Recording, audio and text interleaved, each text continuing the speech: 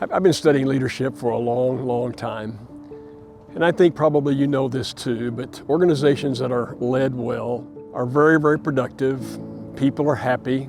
But when leadership is not what it should be, then organizations aren't very productive and people are unhappy. And one of the things I've learned about good leadership is that in good leadership, organizations know who they are, where they're going, and how they're going to act along the way.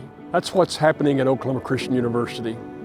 For this last year, I think for the entire calendar year of 2025, I have been talking a lot about who we are, where we're going, how we're going to act along the way.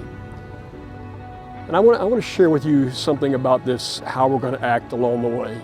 That's really talking about culture. And culture has tremendous power for any organization. How we define our culture on this campus is by something we call the Kingdom Way. In fact, you can go across our campus and you can look in buildings and you can find in hallways, perhaps conference rooms. Maybe you can find in someone's office a plaque that describes the Kingdom Way. 3 simple statements. First is that we say Oklahoma Christian, OC, works for their good and speaks for their welfare. That's actually the last verse, the last phrase of the last verse from the book of Esther. A long, long time ago, I was looking for a definition of leadership, and I kind of stumbled on that statement. It's talking about a man named Mordecai, and said he was held in high esteem. He had all this wonderful credibility because he worked for their good and spoke for their welfare. And I thought, wow, that's leadership. That's my job as a husband, to work for her good and speak for her welfare ahead of my own. That's my job as a father. Susan and I have 2 children, and though they're grown and have their families, my job remains to be to work for their good and speak for their welfare ahead of my own. And we've been blessed with 4 grandchildren. Same thing, work for their good, speak for their welfare. Now I have this wonderful privilege of being the president of Oklahoma Christian University. I feel like God placed me here.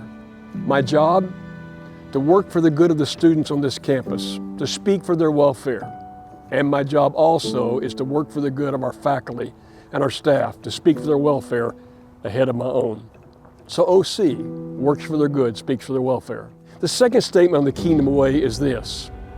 OC promotes and it expects a culture of humility. God doesn't bless anything but humility.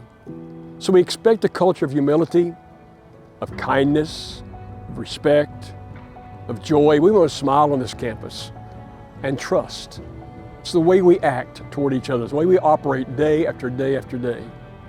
The last statement, you may recognize it from Ephesians chapter 3 and verse 20. Paul's making a statement about the God that we serve.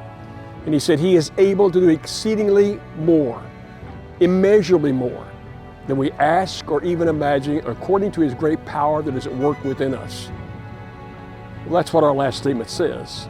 OC depends on God to do immeasurably more than we ask or we imagine.